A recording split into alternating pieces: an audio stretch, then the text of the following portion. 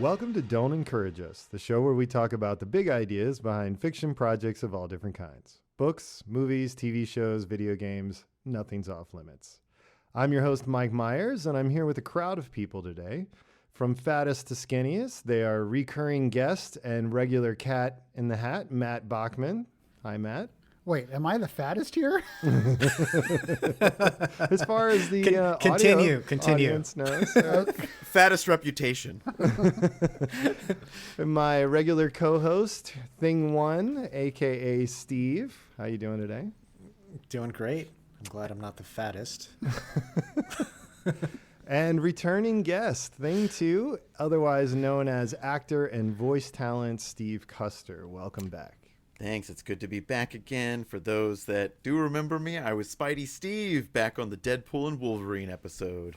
Good throwback. Listen to that one. We'll see what new nicknames we can come up with today. Well, hey, at least I'm not Thing One. I guess that would be the loneliest number, right? No, I'm fat and Thing One. All right, so today we are discussing Captain America 4, Brave New Reshoots. But first, Matt, do you have any theater productions in the works to tell us about? Oh, well, when is this airing? As soon as somebody edits it, so well, 6 to 12 months, I think. Well, if it happens to go up by next weekend, which I believe is March 14th. Not a chance. Yeah, March 14th. I'm doing a show at the News. Not a chance. All right. No, Well, March Do you 14th. have a 2026 schedule? If someone steals this if someone bootlegs this and gets a copy before it's aired, I have a show March 14th called City of Angels. It's a musical about Hollywood, the glitz and glamour. It's a musical, and that is next Friday at New Spire in Frederick, Maryland. Sweet. Excellent. It's kind of cool. It's a musical. It's half black and white, half color. So basically, it's about a writer in Hollywood in the 1950s writing a screenplay about like a private eye, and so like the private eye is like his alter ego. Detective, that's who he wants to be. So that portion is all black and white, and then the real life portion is the Hollywood, and I play a sleazy Hollywood producer. Sweet. What a Typecasting. stretch. Not a stretch at all. Do you have any sweet musical numbers? I do have one solo, so God help us Yes. Awesome. Well, cool. Well, then I think I'm going to have to come see this. all. Please do. I will. So this is a live theater production. Yes. And you're accomplishing black and white and color through the ethnic casting of actors? Oh God, no. How are you doing that? So black and white, it's basically costumes and lighting. So it's going to be very harsh lighting whenever it's a black and white scene, very harsh white lighting with only black and white clothing. And then in the real life, it's going to be bright colors. All our costumes are really like pastel-y. So really pops of color everywhere to kind of have the differentiation of the two. Oh, that sounds really exciting. Yeah. Is your brother directing? Yeah. Well, he's in it. He's not directing, but he's in it. He's the private eye. Oh, Very cool. So All yeah, right. that's and then I'm doing a movie. I haven't done a movie in a while or ever. A feature length movie called Spirit Tasting, which is going to be filming in April. It's a horror movie about this group of people going to a spirit tasting, like a whiskey tasting, and one by one they start falling off mysteriously. So Ooh.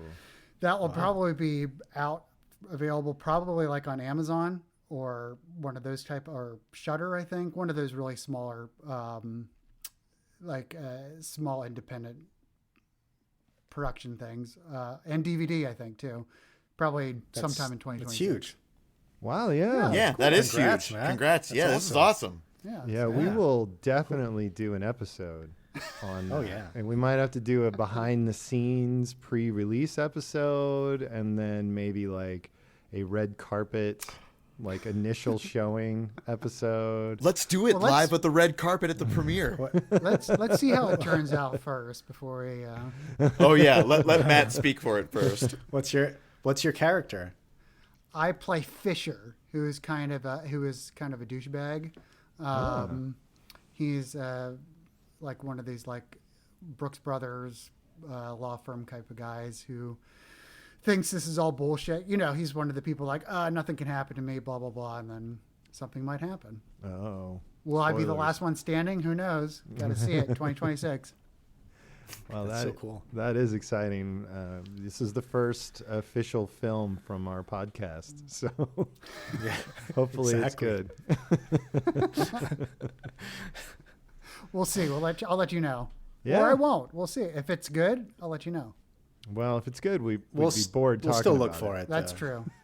We'll find it. Don't worry. Yeah. Even if you don't mention it. Especially Exactly. if you don't mention Yeah, exactly.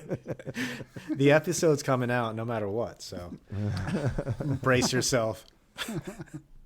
That's great. Wow, really? Well, that's exciting. I guess we should wrap up here because I think we just Yep. peaked. It was great. We have a star among us. From Don't Encourage Us Studios.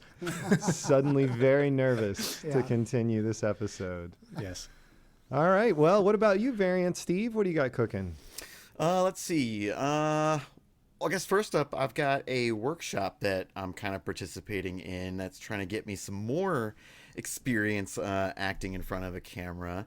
I had some friends at a filmmaker meetup that want to like shoot scenes from stuff that actors are not familiar with. So I got paired with Gilmore Girls, which I don't know anything about that property at all, but I know the part that I'm playing and the scene that I've got.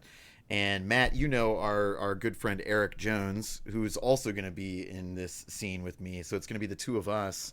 But we're shooting that end of this month on the 29th. And we're using Dublin Roasters After Hours. So thanks to them, they're basically sponsoring us doing this. But Matt, you know the Penningtons and Robin Farrell. So it's kind of that team of people. Cool. And yeah, they just kind of wanted to shoot some stuff to kind of like increase more of their stuff for their reels. And I kind of figured, you know what, I'll do the same. So I get to play kind of a protective uncle who is seeing, I think, an absent father who's been gone for something like 18 years, who comes to his diner one night trying to like scope out where his son is. And this is someone who now is like my nephew who I've looked after like a son. So I encounter this individual in the diner as it's closing down, and that's the scene I'll be doing. So I'm pretty excited about it. I think it'll be fun. And then after that, April, I think 26th at the Westchester Film Festival, a movie I just did for a short film festival is going to be screening.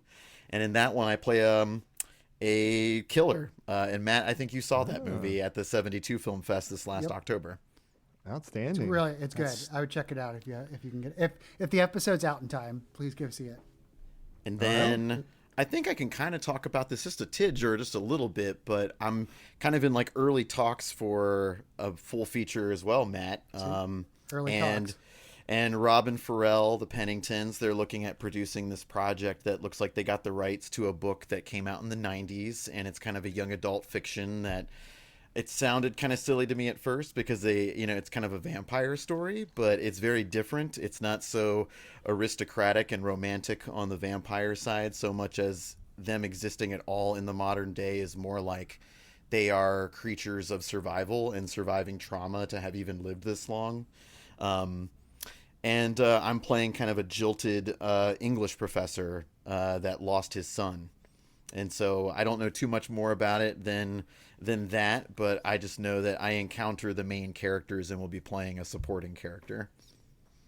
Outstanding. Nice. Yeah, really Congrats. exciting stuff. Yeah, and that's all early talk, so I hope maybe in another cast, probably when we're reviewing Matt's movie, Spirit Tasting, I'll hope to announce when that next movie is coming out. But I believe the title is going to be Companions of the Night. Ooh, Very very cool. cool. Yeah, all right. So our new goal is every episode we announce new films. Yeah. Yes. How do we follow this up, Jason?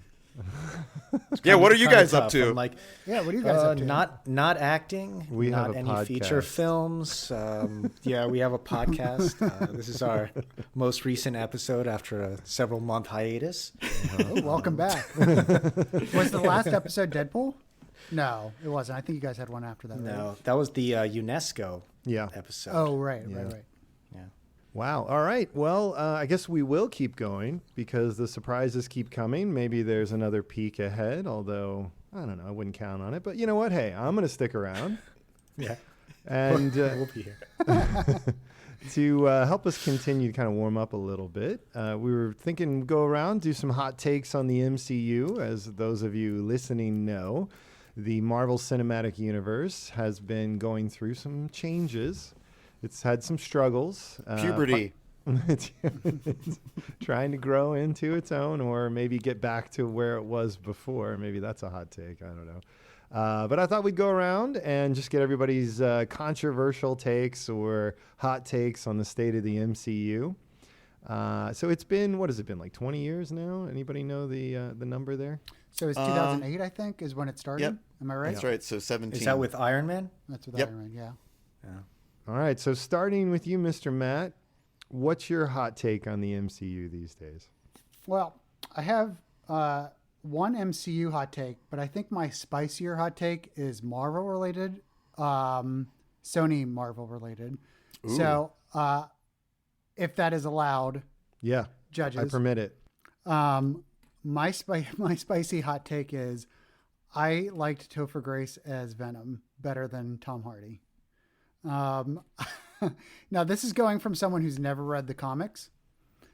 It's just reading the books. And I So you had two choices. I had two choices. Like, also, another hot take, side hot take is I like Spider-Man 3 quite a bit still. Which one? The The one with Topher Grace. With Yeah. the one with Topher Grace. Yeah. I was kind of like surprised. Like, I remember seeing it opening night, like, man, this is amazing. And then realizing, oh, is this not supposed to be good? But I think it's supposed to be good. I don't know if it is good. Well, I formed my own opinion, and I actually really liked it. How rare. I will say Topher. Oh, I'll tell you something rare when we move on to our Ooh, snap. Marvel movie. Wow. On the aside. Give you something Talking medium rare. to. Should I just leave the session? Anyway, one is I'm actually really like Topher Grace, especially in that part. I like him. Sorry. I This want is to breaking be- news here. I want to be with him, Okay. especially in the 2000s when this was in the theaters. He kind of reminds me. He has like a Michael J. Fox quality, and I like that, and I like his line delivery, that kind of stuff. But also, I kind of like how he was very similar to Peter Parker. It was just like the opposite ends of the same person type, like a doppelganger, and Yeah. kind of how the symbiote like latches on to someone who's really not a good person. And I thought Topher Grace really acted the Venom part when he was not CGI, 100% CGI, when it was like kind of like half face covered. I thought he was, pretty good in that part. Like it kind of reminded me of like a Schumacher Batman villain, which I know they're not always the best ones compared to a lot of the other ones, but that's my type of villain, over the top, mustache twirly type of villain. Like for instance, this won't come as a shock. This is not hot spice, but Jim Carrey's Riddler is my favorite villain of all time. So that's my launching point right there. So that is my hot take. I would like to hear your rebuttal. There are a lot of hot takes in there. So yeah, so regular Steve, I don't know if you know this, but the decision to make Spider-Man's kind of arch nemesis mirror bad guy in the movie, the Sam Raimi movie, to make that character like more of a mirror image of Peter Parker as well was controversial.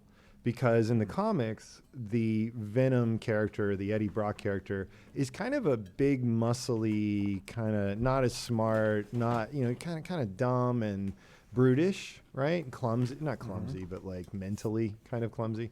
And he gets this symbiote, and they both resent Spider-Man and Peter Parker, and they kind of bond over that. But in the Topher Grace, Spider-Man 3 version, they made him like kind of a same-aged, similar body type, kind of, opposite, right? So it's like they were more, I don't know. To me, it was very ham-handed writing.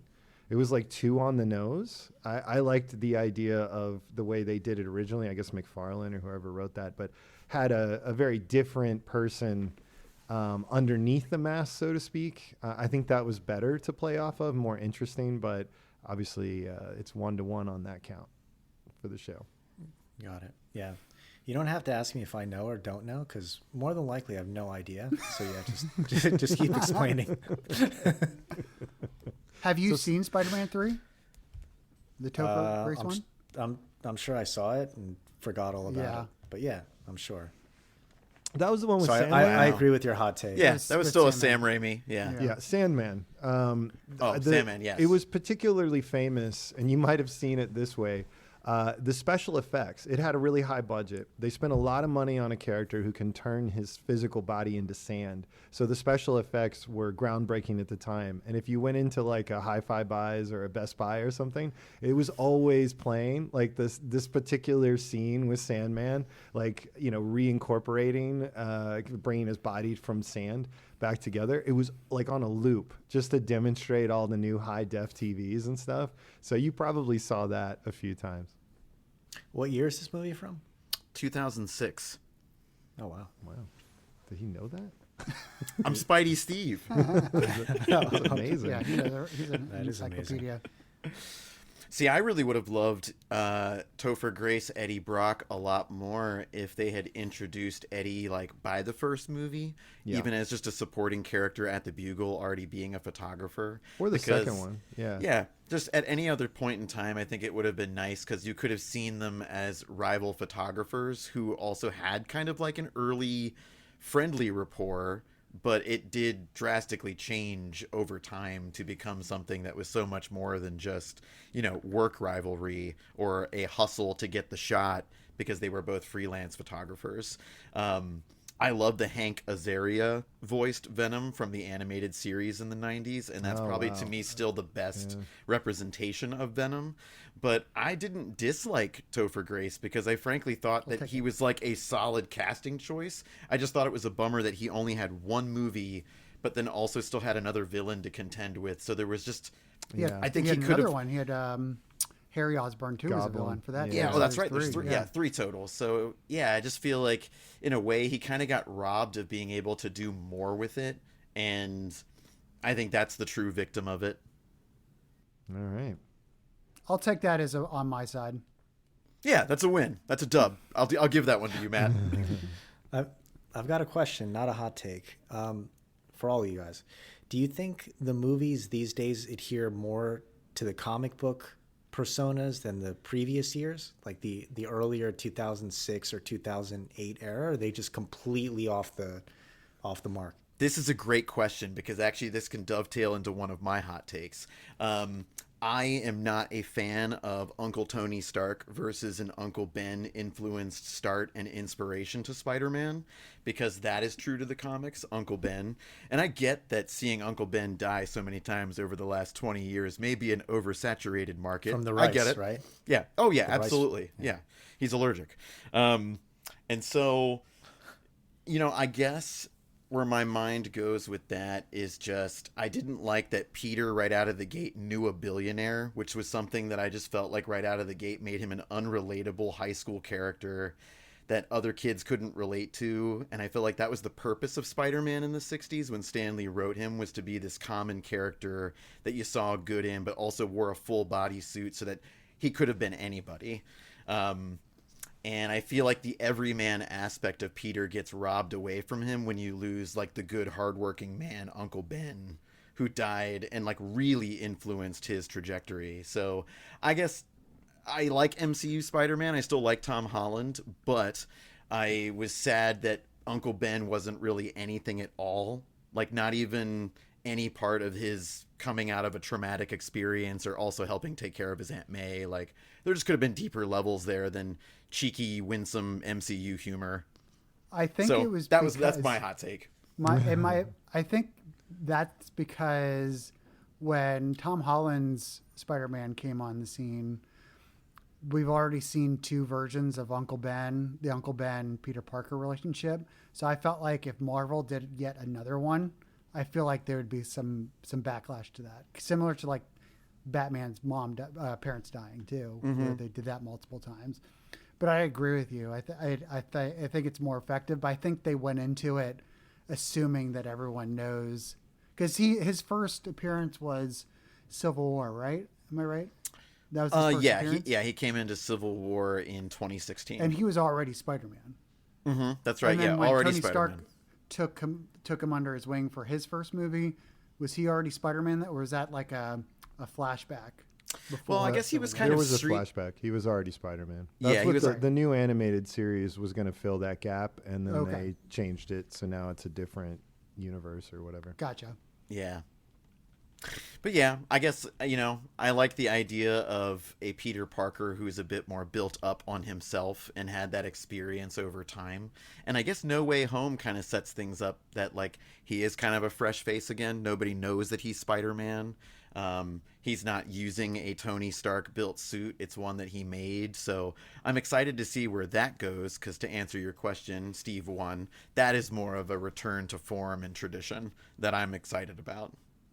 Yeah, it's a great question. There's a lot of rumors that they want to use the upcoming reset to the MCU. So the upcoming movies are likely to reset a lot of things, just sort of like, oh, the universes are collapsing and now we got a whole new one that's kind of piecemeal. And the thinking is they might be trying to get closer to the comics. It was hard for them to do that originally because they didn't have access to a lot of the really core properties, like the superheroes, and they had to integrate them when they could get them in ways that were allowed.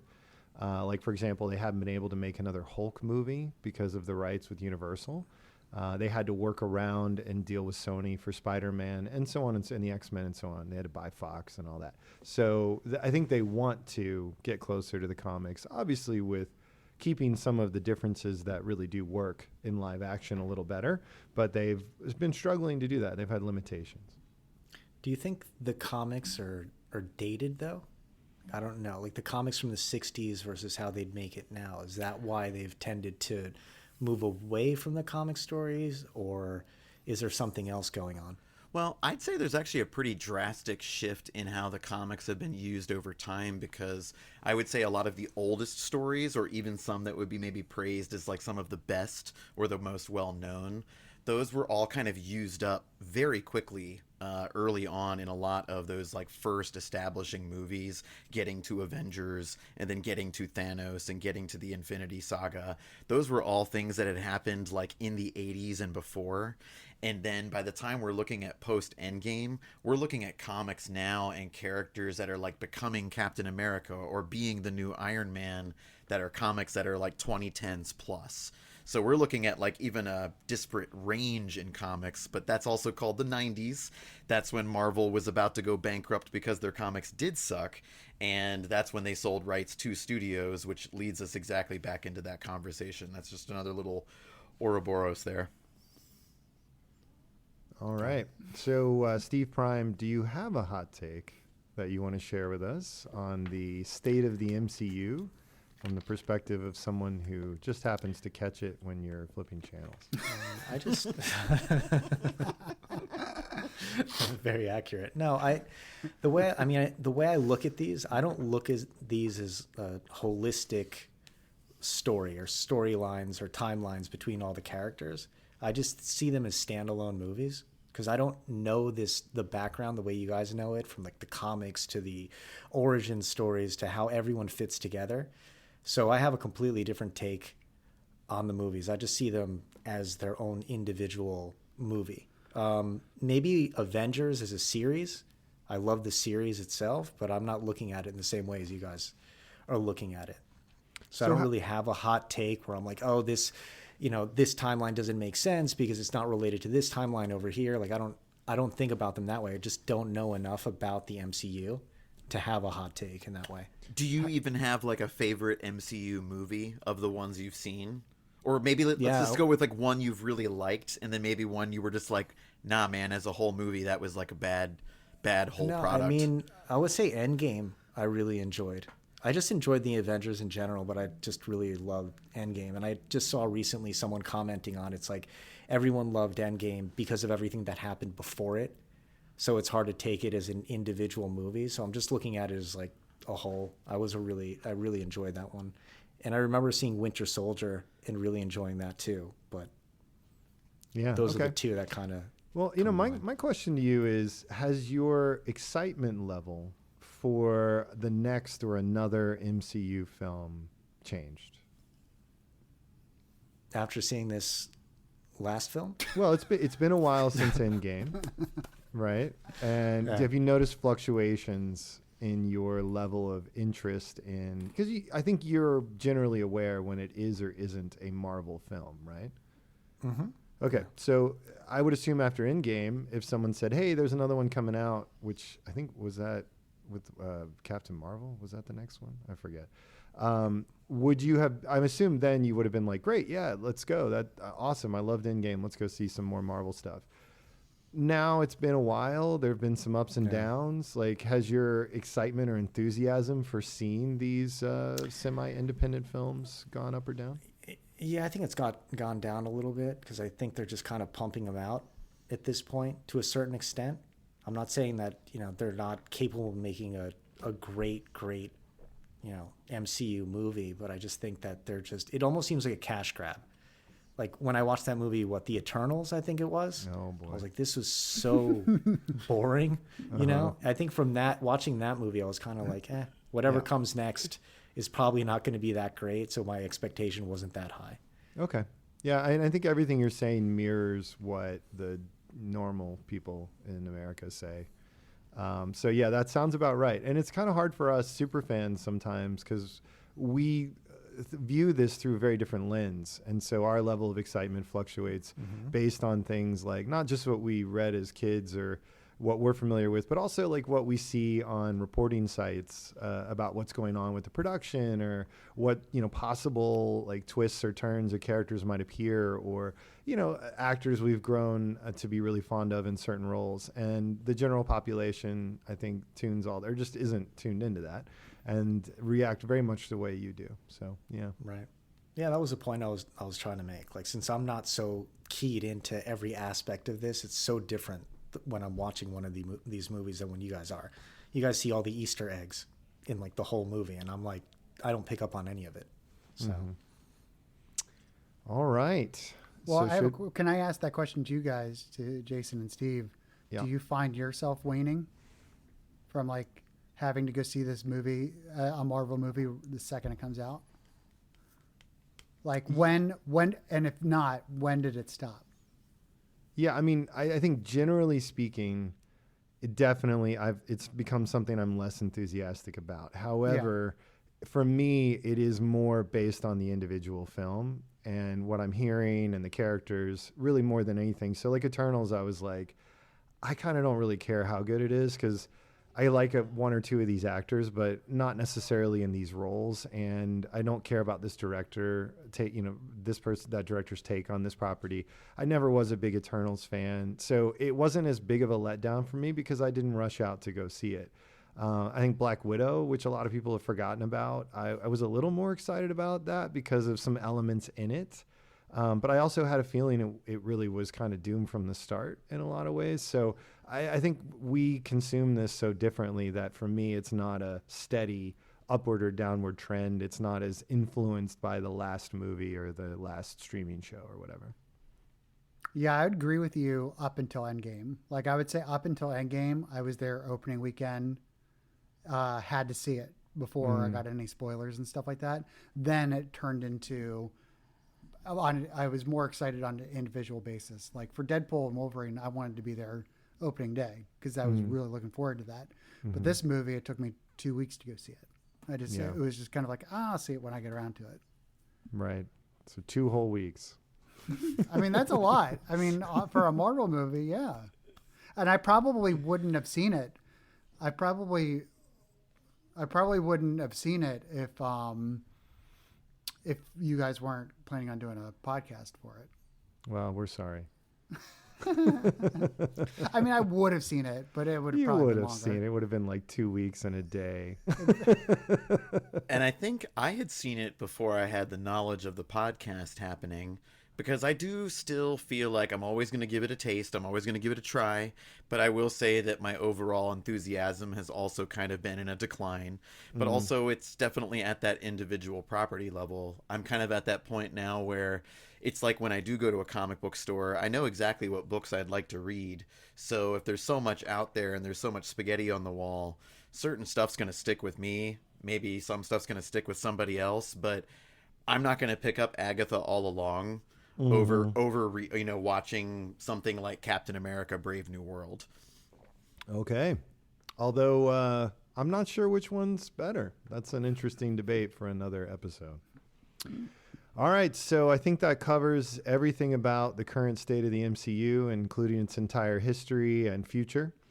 All in 15 minutes. Yeah. Nailed it. If that, right? We saved you 60 plus hours. Very efficient. So, Steve 1, tell all your friends who don't like comic books that if they want to be caught up, they can just listen to a few minutes. All right. So as mentioned before, today we are discussing Captain America and the Kingdom of the Crystal Skull, directed by Julius Ona. From the Cloverfield Paradox, which was, I think, a disappointing film. Do you guys just real quick, any opinions on that one?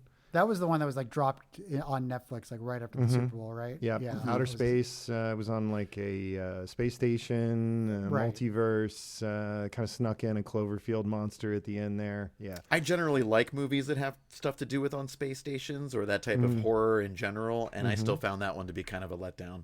Yeah. I wanted to like it. Some great actors in it. Could have been fun. I don't know. Yeah, it was what it was. So this film was starring quite a few well-known actors. So Anthony Mackie is our new Captain America. Harrison Ford plays the president. Danny Ramirez takes over as the superhero Falcon. Carl Lumbly from the Falcon and Winter Soldier TV show, the kind of lost Captain America from was that Vietnam years, I think? Yep, that's right. Giancarlo Esposito added late in a villain role. Tim Blake Nelson reprising his role from the 2008 Incredible Hulk. Shira Haas, I guess is how you say that, played Sabra. And we got Liv Tyler. I don't think I'm forgetting anybody super important, but I might be, because it was a pretty stacked cast. I think that's Disney money at work there. So the premise of this film was the new Captain America is back from his brief tour on Disney Plus and seems to have settled into the title. We follow as he faces the greatest threat of his career, a sequel to 2008's The Incredible Hulk, butting in and overtaking his first solo film. We are going to spoil this, so you guys have been warned. And as usual, I'm going to go to Steve Prime for a quick recap. All right, number one fan, give us a brief overview of this amazing story. I have a very brief overview, so you'll have to take that. Did you actually see it? I wrote it down. No, I haven't seen it yet, so I'm just going to wing it. Synopsis. No, just kidding. I saw it. He's really not a fan. Okay. All right, here we go. I wrote it down. Captain America Brave New World follows Sam Wilson as he steps into his role as Captain America, facing a political crisis that puts him in the middle of a global power struggle. As tensions rise, he's forced to uncover the truth behind a dangerous conspiracy while dealing with old allies, new enemies, and a personal battle over what it really means to wear the shield. The movie delivers fast-paced action, tough moral choices, and a story that shakes up the future of the MCU. Wow, a summary and a Whoa. review. All Yeah. wrapped. So now All we know in what you one. thought. That was strong. That was strong. Thank you, ChatGPT. Oh boy. Okay. So I'm not sure really how much in depth we need to get on this film. Yeah, I think people who wanted to like it can enjoy it, and people who went in maybe not wanting to like it can do that. But I'm curious, out of the heady group established here today, who liked this movie? Just real quick around the room. Anybody want to say that they liked it? That this was a plus for them, not a negative? Ooh, a lot of hemming and hawing. I'm in the six, plus minus. 6 out of 10. Okay, That's over like five. That's fresh. It's over That's 5, fresh. right? That's So it's a good. fresh. Yeah, I think I would also give it about a 6 out of 10 as well. I is that more feel like like I feel like I had overall moments I liked, but I don't know that I liked the movie as a whole. So the Council of Steves has spoken. That's it. You can resume your previously scheduled activities. Yeah. All right. So Matt, Cat in the Hat, what do you got? I'm going to say that's a 3 out of 10 for me. Wow. Ooh, Yeah. what? Not a good. Coming Not- from the not- man who loved like Dukes of Hazzard. Is that 3 out of 10? I did like Dukes of Hazzard, actually. I'm not. That was pretty good. Wow. They So were Dukes good. of Hazzard beat this film out pretty handily. Wow. That's All right. good call. All right. I actually thought this movie was fine. I went in with relatively low expectations. I feel like they did a lot of maintenance. There was a lot of hard work done on this film. There are some broader issues with the sort of the business side of this that I think are worth talking about, and I think I graded on a curve as a result. So I guess we generally agree, or at least 3 out of 4 dentists agree that it's adequate. At least, can we say, like, maybe slightly above that Yeah. in moments? Okay. Yeah, I would say it See, it was services the entertaining, MCU. right? Yeah. It Yeah. was entertaining. All right. Good. So you were entertained, and Matt was sitting there thinking about Daisy Dukes, right? I'm always thinking about Daisy Dukes. All right, Wearing or watching. It's not our first time with Matt as a guest, everybody. We're learning his patterns. I mean, it was just boring to me, to be honest with you. I mean, it was. I could be on the level of it was fine, but I mean, the audience was not into it whatsoever. It was it was about half full, but still, there were like no chuckles whatsoever. Ravioli didn't laugh. Ravioli. Ravioli did not laugh. I liked the acting, obviously, but I felt like they didn't. I think Anthony Mackie was kind of cut short. I like him as Falcon. I like that he was transferred over to Captain America, but he was just kind of a blah character. They didn't really give him much to do. And I will say I didn't mind the Red Hulk coming in at the very end, like the build up for the Red Hulk. I know that's been a kind of an issue for a lot of people.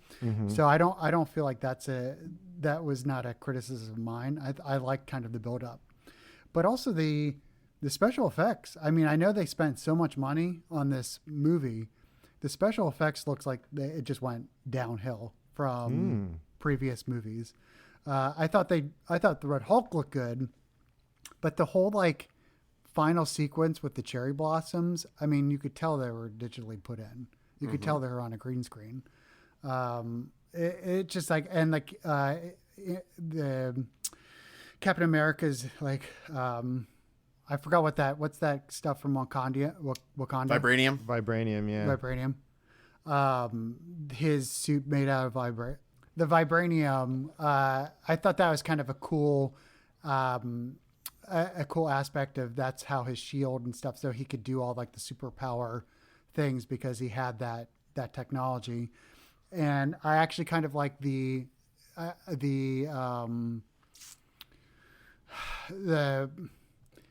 I wish they did more of it, I should say. The battle of whether he should have taken the super serum or not. I thought there was kind of a cool concept there that could have been built on, but they just kind of like mentioned it a couple times about it. but I felt that was more of a plot device than rather a character development thing.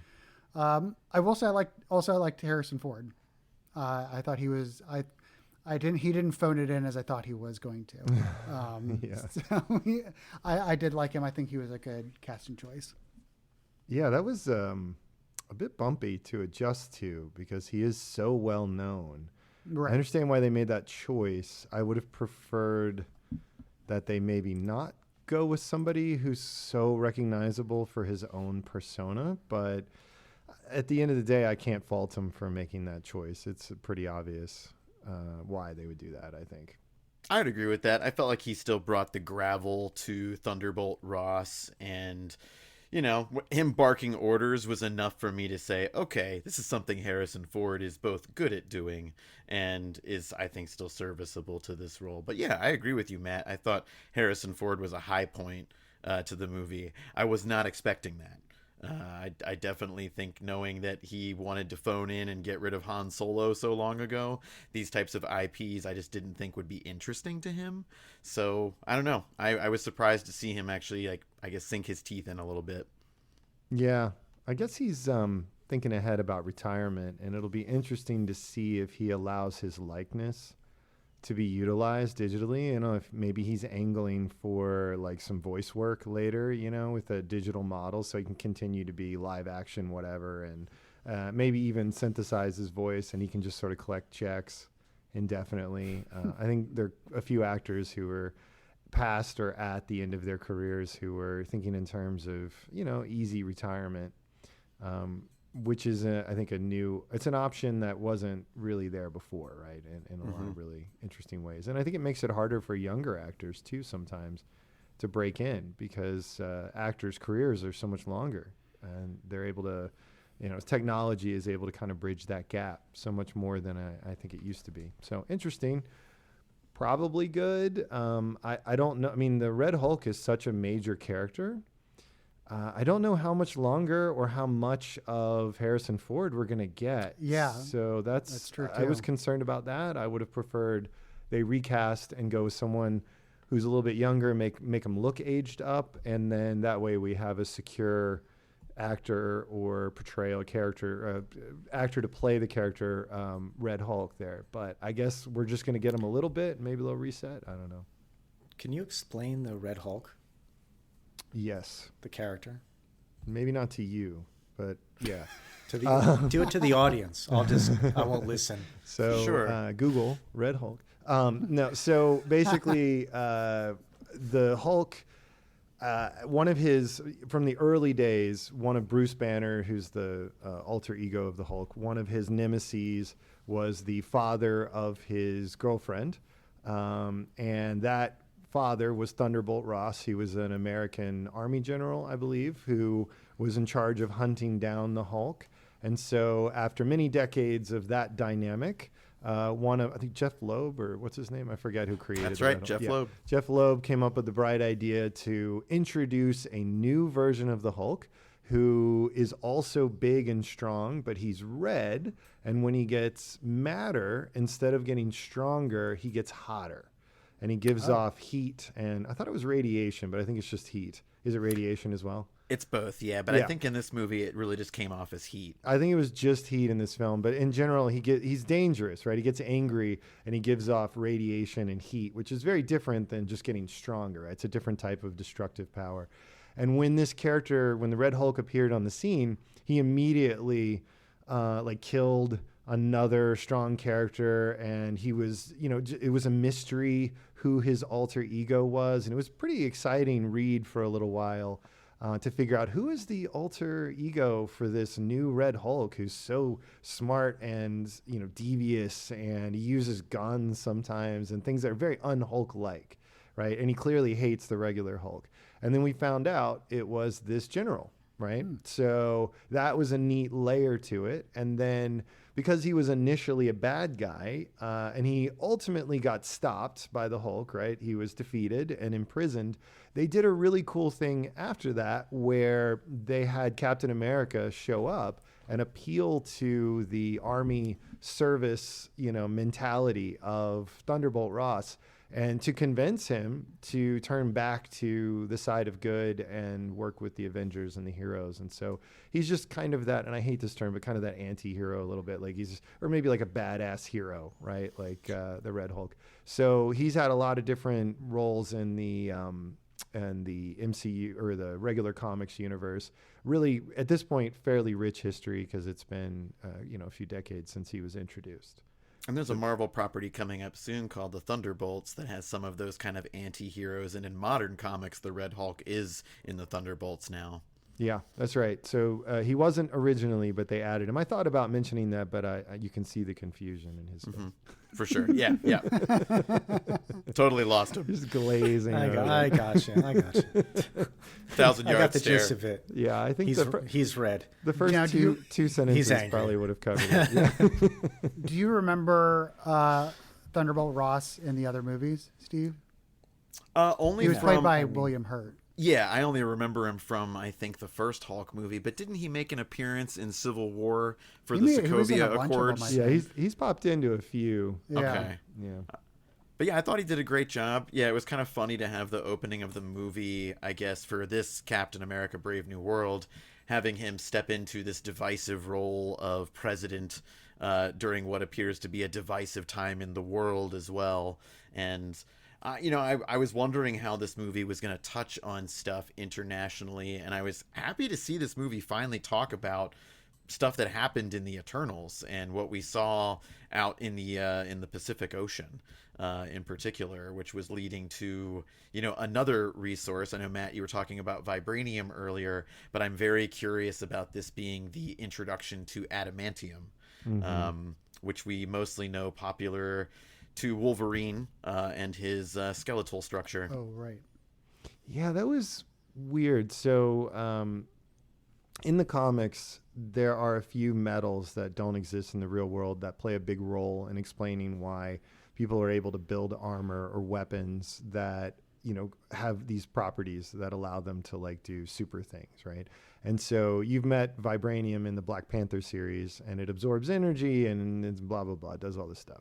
And adamantium is one that they didn't have the rights to because Fox did, because it was part of what's considered the X-Men corner of the Marvel Universe, and that had been sold off. So now that Disney has consumed Fox, they have rights to this metal, and the metal... and it's popped up in a few different characters, but the most, I think, important application of it is in Wolverine's skeleton, the metal that covered it that helped him be so indestructible in conjunction with his healing ability. And I think it was in Captain America's shield, maybe an alloy with vibranium as well, which, it's pretty relevant when you have a guy like Captain America going up against, well, actually in Endgame. It was very meaningful to those of us who read the comics that Thanos was able to take his double-bladed sword and hack away the shield, which if it had that adamantium in it, he would not have been able to do. So and then, the shield was basically destroyed and replaced somehow. So we all thought that was, very significant. And had a lot to do with crazy business rights issues. So here they are trying to correct that. Another example, like bringing Spider-Man in late. Now they have adamantium. So they're trying to weave these things in semi-organically. It's a little clunky, but, it's significant to us. I'm sure to you it's just like this random thing that everybody seems to want for no apparent reason. But, I guess that probably didn't bother you too much. That makes sense, though, that they're just trying to bring in all those different aspects that they had lost before in terms of rights. Yeah, which is interesting, but not apparent from just watching the movies, unless you're a fan. So, I don't think it really adds to the film for most people, which is, hard because these movies need a big audience. So there's a few things I wanted to hit on, and I think, Matt, you alluded to this earlier, and I'm going to ask it as a question. Did Captain America have a character arc in this film? You stumped everyone. How was he changed by the events of the story? Like, how did he grow? I didn't see it. If he did, I didn't see it.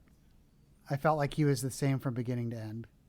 I would agree with that too. And I would also say that sometimes that MCU chumminess that also doesn't play well, I think, against the severity of the stakes of something. If it's actually serious or world threatening or an international thing, sometimes that chumminess doesn't really play for me. And I did feel like that was a through line for his character. And perhaps that's a way of keeping cool. And it's not to say that I didn't think Sam did a great job. I actually thought he was a great Captain America through and through, but he himself did not have any kind of character growth, though. He just kind of was a steady rock the whole time. Mm-hmm. I mean, I think Yeah, I can't think of anyone who had a character arc. Actually, let's talk about that. So I was going to make the point that, to me at least, and I want to hear your thoughts on this, that Ross feels like the main character of the film because he does have a clear arc. Yeah, he does. And the only thing that made him not feel like the main character was really just screen time. Just like where he stood in certain scenes and how much of his perspective we get. But to be honest, I think he's the main character. And I think that's probably something that was done semi-intentionally because it's Harrison Ford. I don't know. What do you guys think? He's such a commanding presence, I think. I think that really added to that. Yeah, and I think it's a big part of why this feels, unfortunately, like a sequel to the 2008 Incredible Hulk overshadowing a weak Captain America film. Which, speaking of which, I will say I appreciated the reference with the song being Mr. Blue. That was kind of the song that brainwashed people, because that's what Samuel Stearns went by when he would type encoded or decrypted messages to Bruce Banner in the 2008 Hulk. He went by Mr. Blue and Mr. Green. Yeah, that's right. Oh, right. So I was like, ooh, that was a cool, like, little deep-coded egg right there. But also maybe that was one that, had you not thought about 2008 Hulk, just goes way over your head, too. Mm-hmm. Yeah, it's like you have to, like, Steve, did you know who the villain was? I did, yeah. I know who Samuel Stearns is. Steve Oh, won. my bad. I know my bad. you know him. No, I didn't know his name. No. Yeah, I was going to say, because he was only in The Incredible Hulk, right? He never popped up again. That's right. Until that, yeah. So it's like you have to be really well versed. I don't know if I would have remembered him. I watched my wife and I, during COVID, I showed her all the Marvel movies because she hadn't seen them all. So I saw Incredible Hulk somewhat recently, but I felt like if I never did that, I would probably even forget. Mm-hmm. Well, and, you know, Tim Blake Nelson's character, even in the '08 Hulk, is kind of a small part, because all of it is mostly like decoded messages, not even phone calls, just little chats that you're seeing on screen between these two characters. But then you don't really see him until the very, very end. And all he's trying to do is really just help him suppress or control his ability to turn into the Hulk. Mm-hmm. Yeah. Like, how did he become that way? Oh, he was like in a chair or something, right? And he got infected into the serum was infected to him, right? Yeah, I think the Hulk's blood entered his bloodstream, which is true to the comics, but instead of him going like super Hulk strong, it actually went more to his brain becoming more of like a super brain. Of course, this is like, 60s comics, radiation makes you super strong. It could also just make you super smart. It could also give you cancer. Nah. Roll the dice. What kind of a hero would that be? All right. So, yeah, I mean, there are a few things we can talk about this story here. One other thing, I had the alternate ending. So it was pretty obvious from a lot of the promotional material that the film was originally going to include a funeral. It was probably Ross's funeral. And from what I read, I think a good guess is that originally it was going to end with the president seeming to have died. And there's a big state funeral, and Liv Tyler shows up for that. I think that was going to be her re-entry, right? And then I guess there'd be like a post-credit scene where we find out, no, actually they have the, President Ross imprisoned on the raft, at the jail, right? And the post-credits, the end of this film and the post-credits were very messy. So clearly there was a lot of work done to that part. I like that ending better. I think it makes more sense than what they said. Instead of him appearing to have died and I guess being defeated and then in prison, and the president is secretly being held as a prisoner, which is interesting. Instead, they were like, oh no, off screen, he admitted to his mistakes and took ownership, and now he's in this prison. And it's like, oh, okay, well, look, you did give him an arc, I guess. It was almost like a double arc. You know, he kind of reached a point at the end, and then he got another point after that kind of. But not great. I don't know. Do you guys have any preference there or thoughts about the ending? Do you know why they changed that ending? I personally like the ending of thinking the president was dead and then he's secretly on the raft. Yeah. I like that. I think that would have been a cool way to end it. So I don't know why they didn't do it that way. Cause it's basically he still ends up in the raft. Yeah. I think we can only speculate why they would make those changes. I mean, there's some potential reasons that present themselves, but I unless you're there, I don't think you can really judge that. But as viewing audience, I didn't think this ending was particularly powerful. No, I think it would have been more powerful the other way. Mm-hmm. Agreed. Are we supposed to assume that he's going to be back for more movies, Harrison Ford? I Or would is this think just so, yeah. one and done, or what? I mean, I think from the perspective of people who just saw this film, it's confusing. You know, it's like, okay, well, he's in prison? I guess he's done. Is he retired? He's not president. So, and he's, I guess, cured from being the Hulk. You know, like there's no way for you to know that. As I said, the Red Hulk has a pretty rich history now. There's a lot of stories to tell. And some of his storylines do seem to tie with things they've rumored doing going ahead. But I don't really know because Harrison Ford is probably very close to retirement. So Yeah. I think it's, I think they probably had it this way of him not dying off completely. So at least there's an option that he can come back if he wanted to. Mm-hmm. I do, speaking of, his arc ending with Liv Tyler, his daughter, I felt like that wasn't even a good payoff either. No. It was like 3 or 4 lines at the very end, and they're automatically, after so many years, made up. It's just kind of like, I felt like that was a cop-out too. Yeah. It was really tacked on, I felt. Exactly. That relationship. It's like he alludes to it through the whole movie, and then all of a sudden it's like a phone call, and then they're speaking again. Right. It's really strange. Yeah. Feels convenient. Probably just about as convenient as Bucky Barnes showing up just to be like, I'm sorry, bro, that this happened, but I'm also not going to lock in with you and help out. So see you later. Yeah. And he's running for Congress? I think the House. Yeah. Yeah. So he's a Russian assassin who's running for Congress?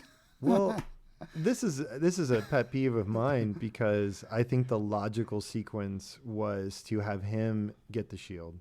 And be Captain America for like a year or one movie or something, and then have a similar thing to what happened in the comics, which is he's not a bad Captain America, but he cannot escape his history. You know, all those people that he killed, even though it wasn't him, it wasn't his choice to do that, and he was brainwashed. He just can't get away from it. He can't represent America with that history.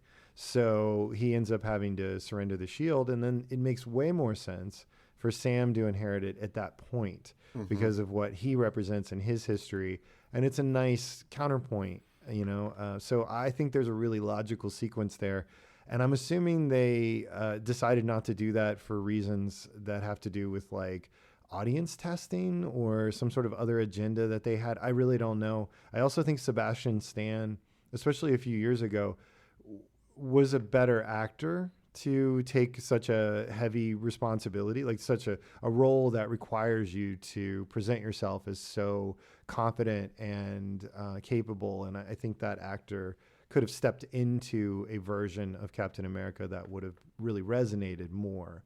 And then when he was torn down, we would be all a bit more sympathetic to Sam having to fill some big shoes and not knowing how to do that, not feeling like he's ready. But instead, they sort of skipped the logical next choice, and it became very awkward. And I think it engendered a little resentment from people who loved what I liked in the comics. And I don't know. I think it set the new Captain America behind a bit with the hardcore fans, and it missed an opportunity for the more casual fans. Well, it's unfortunately a big, loss and takeaway from Bucky's arc to just not have him rise to the occasion, but then also see exactly who he is in the mirror and know that this is something that he also needs to hand off, that it's not for him, and that it's still shoes that, you know, I guess, albeit him trying to be altruistic, you know, he just couldn't do it. It just wasn't going to be him. But also going to just shamelessly say that's my favorite Captain America costume is Bucky as Captain America. Yeah, absolutely love it. It's so hard to reinvent a classic, and I feel like that's a rare example of it fitting the character and still being cool without being obviously of an age or period. It was quite timeless in a way. So yeah, even with the difference in the type of armor, right? It had like a different sheen to it. Anyway, very cool. Yeah, good example. I can still think of the Alex Ross artwork. Yeah, I guess, it was well suited for that in particular. But wasn't technically, Sam was not the next Captain America. Wasn't it that guy, the John guy from I can't remember his name, John Wilson, from the series? Oh, the guy who becomes U.S. agent. Oh, so he's not actually Captain John America. Walker. No, but he was. But he was. Yeah. And he did very similarly have like a fall from grace and kind of took that more radical role, which in the comics is called U.S. agent. Gotcha. Yeah, but I don't think that fit the bill for what I'm talking about. I think that series would have been great if it had gone to Bucky next. And, you know, with the actors that were still at play, they really could have done something cool with a couple different people trying to step up to the plate to be Cap. Because in the wake of Steve not being Cap post-Civil War, we saw the Punisher attempt, Hawkeye, and then Bucky mostly taking it on totally. The Punisher? Wow. Oh, yeah. That'd be really cool. Well, and I feel like that's something that could have been tapped into or played with John Bernthal, just because I feel like he could have played a really radical zealot as well as someone who still admired Captain America, but also maybe perverted some of those values in his own way, his own agenda. I just think that could have been spicy. Yeah. All right. What do you guys think of the Ruth? Sorry. What do you guys think of the Ruth character? Oh, God. Yeah, I was trying to stay away from that one. Weird. Wait, who is Ruth? I'm sorry.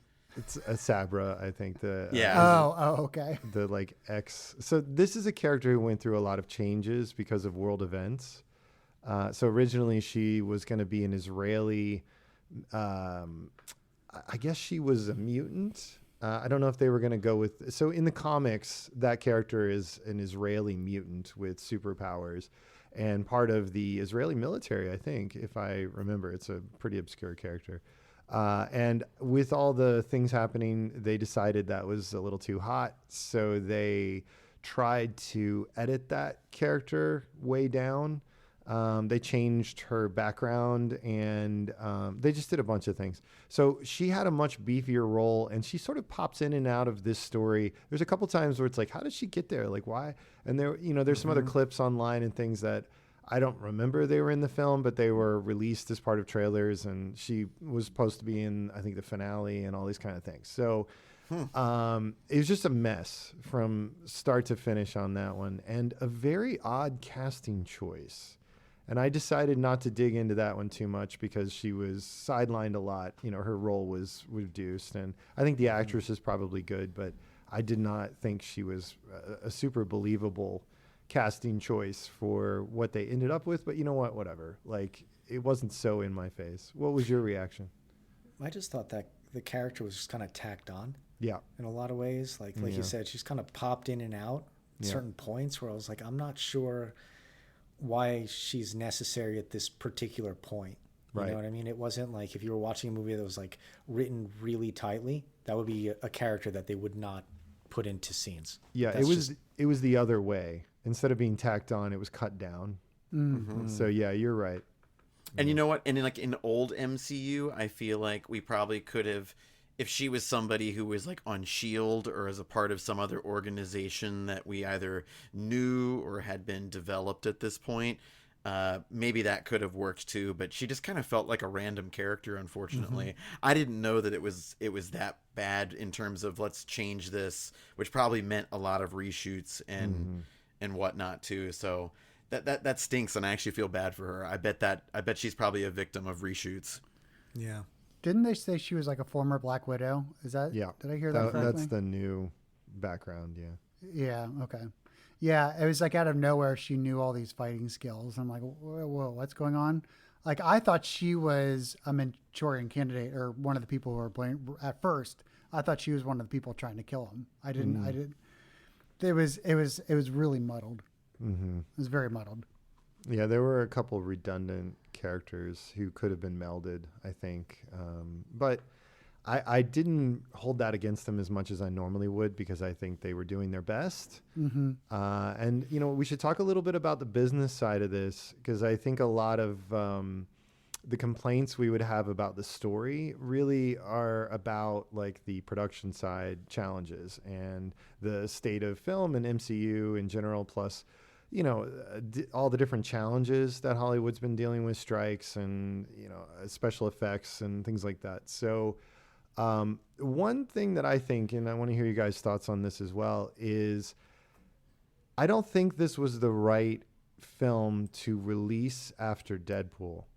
I think Deadpool Wolverine built a lot of momentum. It did. And I think originally the plan was to release the Thunderbolts next and then Captain America, and they delayed Thunderbolts, and Captain America got slotted in there. And I think it's unfortunately such a letdown following the momentum, which is so important in the MCU for box office. That people love to say like, oh, Captain Marvel made $1 billion, whatever, but it's because it was on the heels of better films, right? So when there are 2 or 3 good movies in a row, and especially if the Disney Plus stuff is good, then interest increases. A lot more people go early before word of mouth comes out, and you get these artificially inflated numbers. And then when you get a couple bad movies, then the next film takes a big hit in the early box office first few weeks or months, even if it is really good. And I think they were in a position where they didn't feel like they had a good choice or, this was the best option. But I think it is quite unfortunate that this was the next one, I think when you have a movie that also is playing to the audience so well, and I think I'm going to kind of allude back to what Matt said, that movie, you could hear the audience engaging with it, gasping, clapping, shouting, being excited about certain cameos, all kinds of stuff that I just don't think this movie was going to be able to add to its own formula, unfortunately. And I think this movie really, really beat for beat in some ways wanted to be Winter Soldier, but I just don't think it was ever going to get there. Yeah, I agree. I think that's what they were going for, was like a counterpart to Winter Soldier. It just didn't. It was just too. It was too messy. It was too messy for it. It wasn't focused enough. Yeah. Is the tone of Thunderbolts supposed to be more like Captain America or more along the lines of Deadpool, Wolverine? It seems to be more like Guardians of the Galaxy, right? That's what I would say. I feel like tonally it's going to have that kind of knock around fringe anti-hero feel and comedy. Gotcha. Yeah. Which would make sense to release after Deadpool, Wolverine, right? Like you said, to keep that momentum. Yeah. I think that's really key in the MCU. I think people don't talk about that enough. I think because the people who talk about these movies are like us, where it's like it varies from film to film for a variety of reasons. But I think for the bulk of the audience, it is about the momentum. And this film, unfortunately, cuts the momentum. So if it was my responsibility to manage or shepherd the MCU going forward, I would always be thinking about matching or increasing the momentum. I would hesitate to release anything that would reduce the momentum, especially after several, questionable years. And I think this reduces the momentum very significantly. I know they're working hard with their marketing campaigns to kind of keep the momentum up. There were several strategically planned announcements that capitalized on the enthusiasm and the momentum from Deadpool Wolverine. And they have, said, oh, all right, okay, Captain America 4 is out, but look over here, Doctor Doom and artwork, and there's another leak and like Thunderbolts trailer, right? So I think they're trying to kind of, a little sleight of hand, like don't look over here, right? Go see it, but then like don't talk about it, don't think about it too much, just think about this other thing. Here's another leak, wow. So I think they're trying really hard, but I don't feel like it's marketing's job to make up for lost momentum from stories that had to be like Frankenstein into existence, into life. Yeah. Something from this movie I wanted to be excited about that didn't become a through line was just, Ross giving Sam the task to rebuild the Avengers, which I was kind of excited at the prospect of a new Avengers, and that is a concept and product of comic book storytelling, the new Avengers. So I guess I wanted to actually see that get teed up more, and seeing more of whatever this plot wound up being get in the way of that was immediately something that I was like, well, dang, that's a bummer. But also I would love to see Sam really own this role by leading that group and forming it, building it. Let's reforge the MCU. Yeah. Yeah, I think this movie was trying to do too many things that were not compatible. It's not about the number of things it was trying to do. Mm-hmm. It was just that they weren't really working. I really like Anthony Mackie. He seems like a really nice guy. I don't know that he has the screen presence to fight off all these other elements. And, I hate to do this because I really don't know that it's fair, and there's so many other things, but like, Mackie versus Chris Evans. And I think a better comparison might be Chadwick Boseman. Like he really established himself, and, it's so much charisma, really, knows how to make an impact, make an impression, right? And I think Mackie was struggling a little bit, but again, could be writing, could be direction, could be the time it came out. So I don't want to put too much on him, but where was that helicopter curls scene? You know what I mean? Like, sure. Give me something like that, right? Again, could be the directors, but without those kinds of moments, he doesn't feel like Captain America. He still feels like he's filling in. Well, I think I think part of it is because he was the Falcon for so long that he works. I mean, I think he was a really cool Falcon. Like I knew of the Falcon, but he was kind of, I felt like in the comics or what I've seen him in cartoons, he was kind of a lame character. But I actually really thought he made the Falcon cool. And I think the problem is he's so locked into the Falcon that it's hard to imagine him as Captain America. So I really just find it hard to, it's kind of similar to Black Panther's sister who had to take over the Black Panther mantle. I thought she was excellent in the first Black Panther, and I thought she was good in Wakanda Forever, but it's kind of hard to compare someone like that, like someone like Chadwick Boseman. It's like you're stepping in, and the same with Chris Evans. Like you have Chris Evans as the epitome of Captain America. It's very challenging. I think Sebastian Stan could have done it. Sorry, go ahead. Sorry, for an actor, how do you go about doing that? Completely kind of erasing your background as one superhero and moving into one that's kind of, I wouldn't say the same superhero, but along the same vein, and try to own that as like an original character. Like, I mean, it's hard. I think it would have been better served if there was someone completely new as Captain America. So we have that vision. There was like so much more groundwork there for the different transfers of like post Steve Captain America through the other caps that then it was Sam, which totally worked. But I feel like Anthony Mackie is kind of just, maybe I'm just saying that some of these actors have been victims of kind of the structural building of all of this too, because I just feel like he's always been an ensemble actor through all of these movies, and that's kind of how they've pigeoned him too.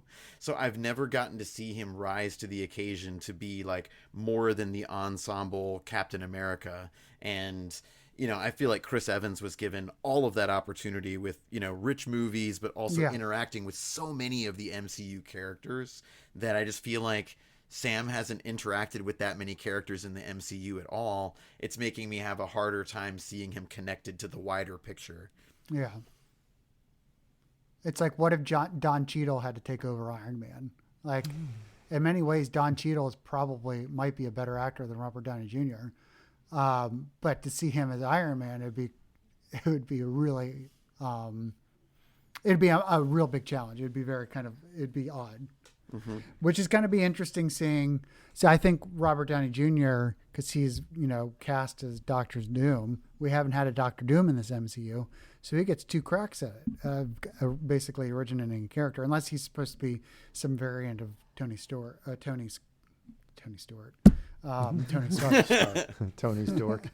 Tony Stank. Tony Stank. Is he supposed to be a variant of Tony Stark? No. Oh, okay.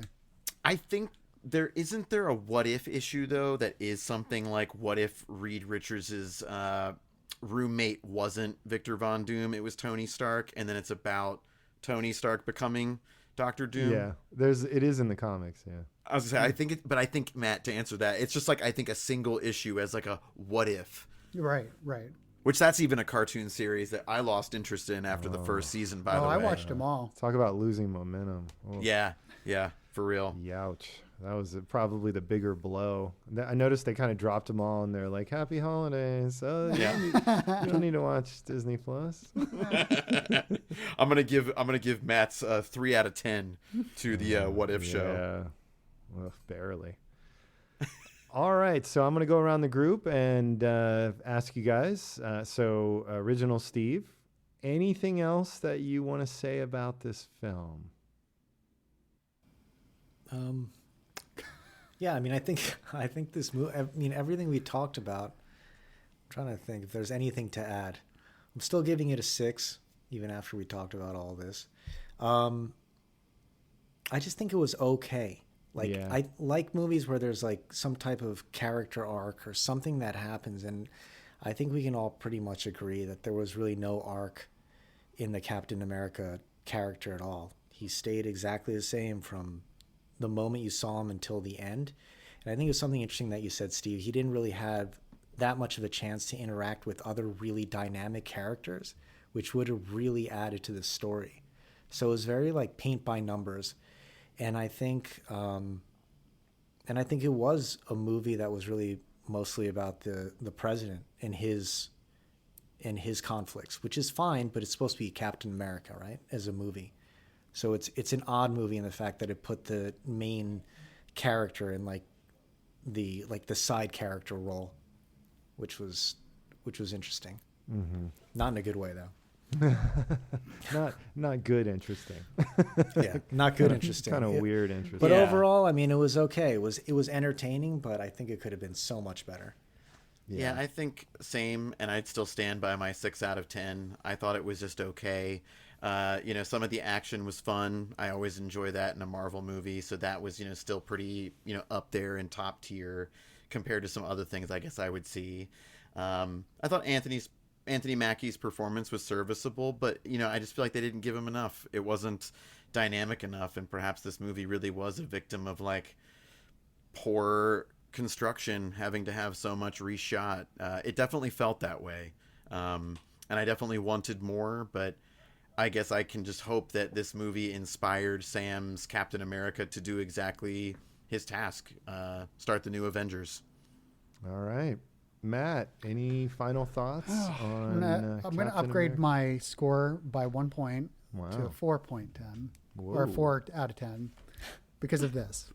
One, there's worse ways to spend a Sunday afternoon than sitting in a movie theater with a box of Junior Mints and a Coke Zero. So you're rating the concession stand along with the film and the reclining seats. Okay. So that's something. Sure. And 2, and I have to say this is the movie was less than 2 hours, and I feel like that's got to be a more normal thing for movies. Right? It's so Junior Mints, a Coke Zero, reclining seats, a comfy seat, and it's less than 2 hours. And a runtime. No, I'm telling you, I've been on this jag for so long that movies are too long now.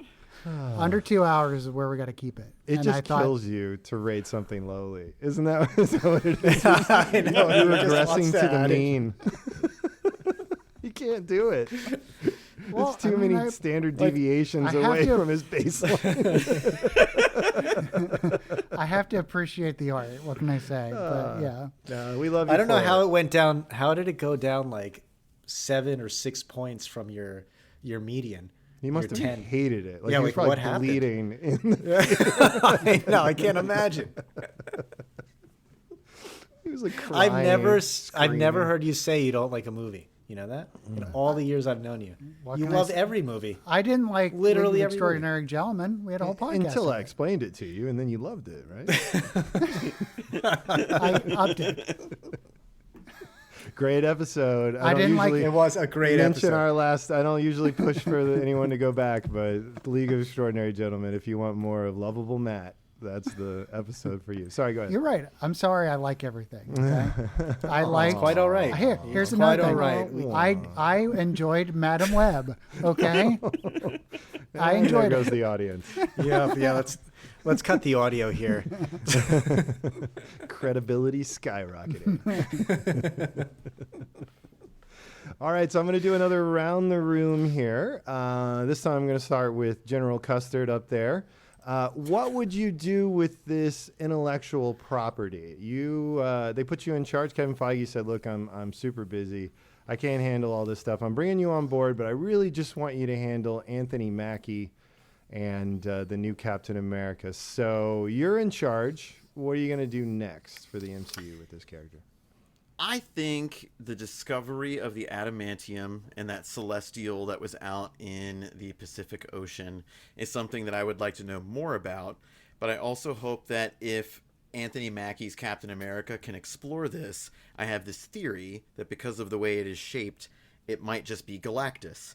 And unfortunately, we already know Galactus is going to be in the Fantastic Four movie that's going to be coming out, which is set in the 60s. And since the Fantastic Family has been known to be time travelers or have been stuck in various times and spaces in the MCU, I kind of wonder if they are also a part of it.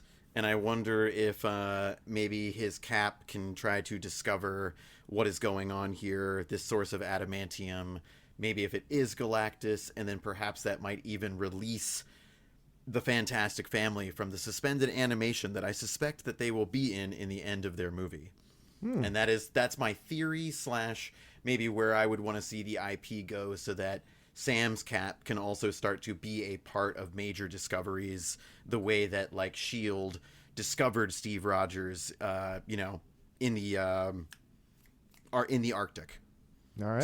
Stuff like that. So those are some loose ideas, maybe theories. I would just love to see Sam's Cap get more involved with other characters. And if it can tie up more of these loose spaghetti strands of the MCU, I'd love to see him actually hail the new Avengers in. So All right. those are the general's orders today. Very good. I love it. All right, Matt, what are your thoughts on the intellectual property here? You can pull anything from this film, so I'm going to open it up a little bit more, but if you inherited the rights to all the characters in this movie, what would you want to do with them? Show, movie, animated, bury them forever? What do you want to see? Bury him forever. No. I agree with. It's all a Colonel- dream. Somebody wakes up. It never happened. Yeah, it was Bob Newhart. Oh, I 10 would out like of to 10. 10 out. I'd like to see Anthony Mackie lead the Avengers. I agree with Steve. I want to see him. I think he does. I think Anthony Mackie does have the chops to do it. I just think this was not the movie for him. Hear, hear. I think he just needs a better screenplay, maybe a better director. I don't know. Hear, hear. I'd love to see Harrison Ford back with as the Red Hulk with the regular Hulk.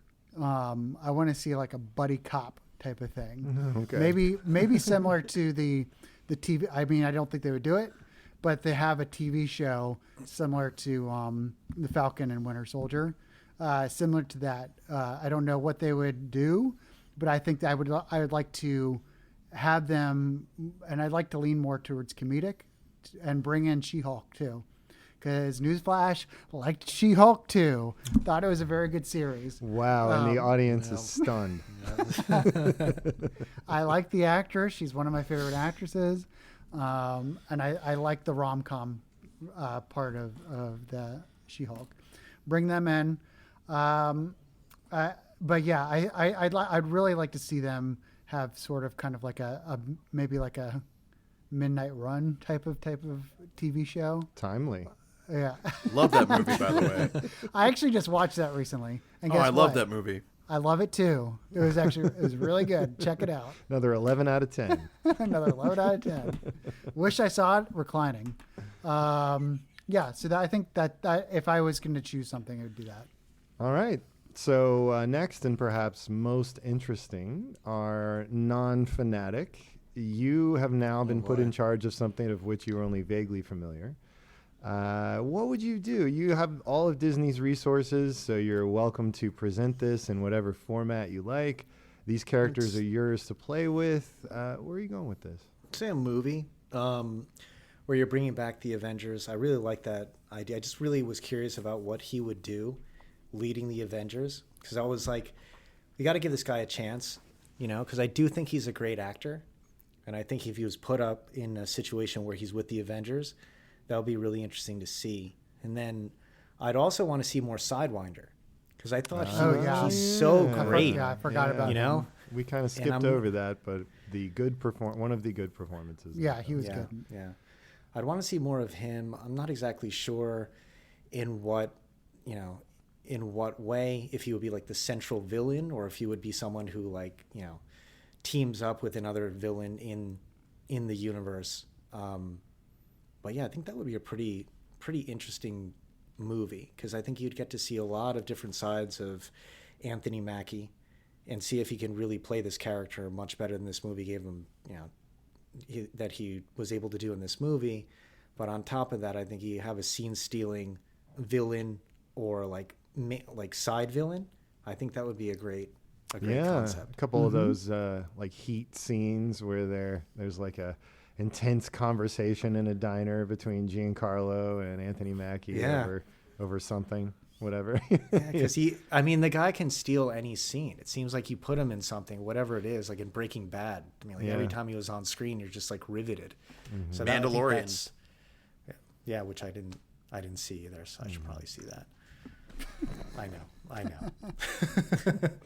Well, I imagine my Matt best here, loved okay? it. Matt, it was an 11 out of 10 from Matt. Mandalorian, the first season was 11 out of 10. The second season was 6. 10 out of 10? Was a 6. We can't drop down below 10. Come on. Oh, man. All right, very good. So for me, I'm going to be a little controversial here, and you guys are welcome to get mad and storm off or, I don't know, mute me. I don't know if you can do that. But I would relegate the new Captain America, and especially new Falcon, and a lot of these other characters to the background. I would put them in the future movies, but they would just be sort of like way in the back, flying by, fighting a giant robot or something. So, still in the mix, but move them away from the spotlight. I just don't think they're working, and I think the buy-in from the audience is particularly fragile right now. So I would just want to stick with the really effective the stuff that's working, right? And I know it's a little counter to my love of the comic history, but I would do that. And then what I would pull out, though, is a Disney Plus show. I want to take Carl Lumbly, who I think is the most interesting character in the entire film in terms of his backstory, not how he was used in this film, which I thought was weird and boring. But the character he plays has a really interesting, somewhat tragic, but also relevant to modern dialogue about what it means to be an American, how we think about our history. So I would do a split timeline Disney Plus series, and 50% of it, sort of parallel stories. I do half of it set during his brief run as Captain America in the Vietnam War. And then I would do the other half in the present. And in the past, it ends with him being betrayed and imprisoned. And it says a lot about America. And then in the present, he discovers there are people in power who will fight for him and will give him that redemption that he really didn't get. It was bittersweet at best. I don't think there was a lot of sweet. It was just sort of like kicking a dog again. And I think he's a great actor. I think he's playing a little bit older of a character than the actor is. So I think he's physically capable of playing an aged down version of himself. But if you want to recast, if you can find a good actor to play a younger version of him, I think that could also work. But I just want to see him get an actual happy ending. I think there's justice, for him. So I would be passionate about that. I think people could get excited about it. I think there's a lot you could do. I don't think it's too politically hot of a topic.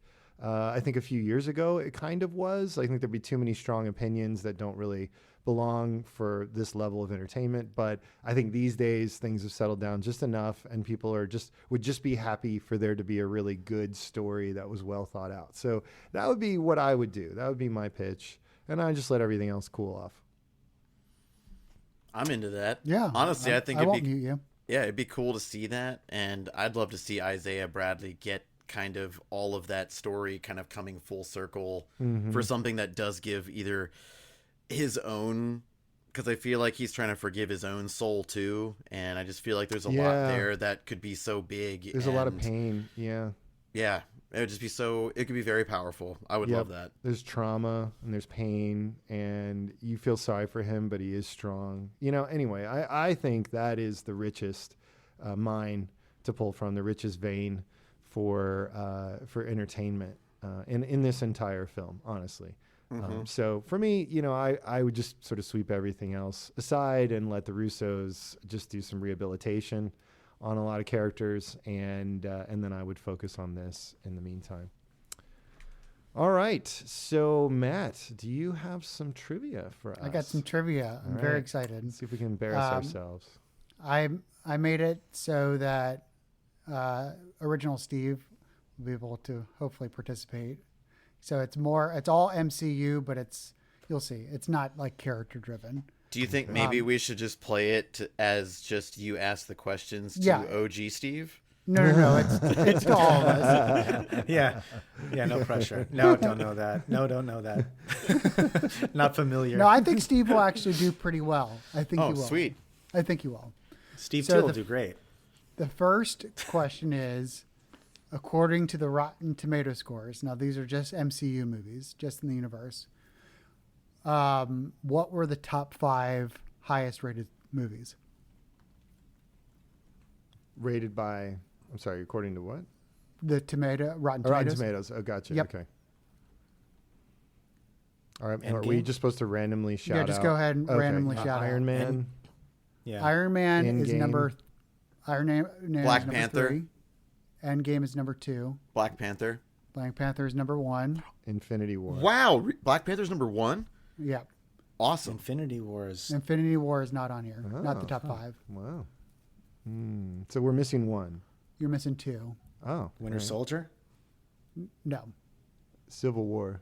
First Avengers? The No. Joss Whedon one? Spider-Man? 2. Which one? Homecoming? Oh, 3. No, 3 because it's got the other spider guys in it, right? Yeah. Spider-Man No Way Home. That's No the Way 5th Home. one. Yeah. Wow. Yeah, that's the 5th one. So you're missing 1. Number 4. What could it Wakanda be? Forever? Oh, Guardians. No. Really? I'll say it is a sequel. I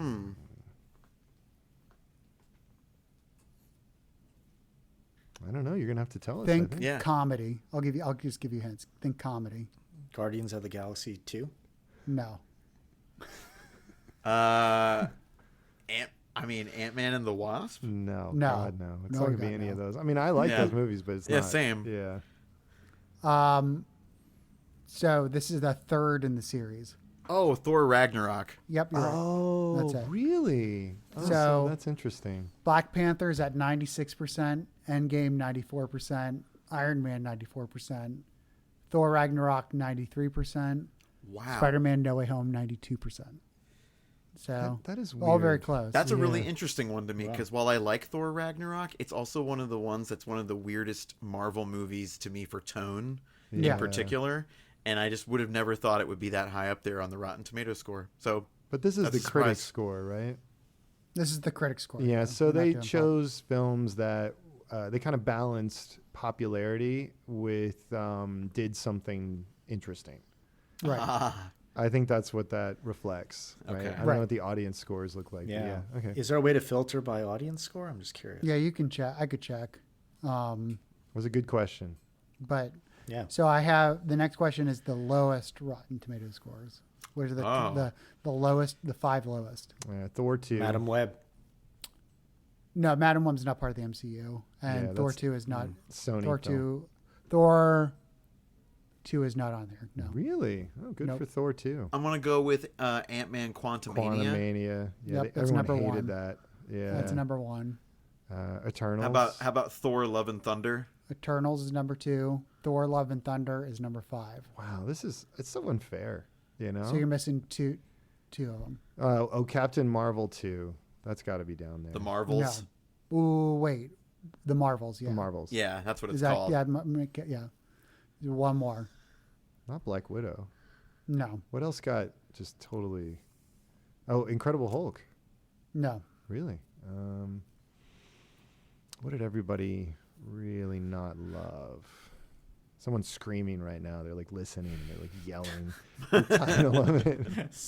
They're like losing respect for us by the second, even though they know I'm stalling so that you guys have some time to think. Well, you're stalling, but honestly, I can't think of another one that would be that low. You're overthinking it because Guardians we 3.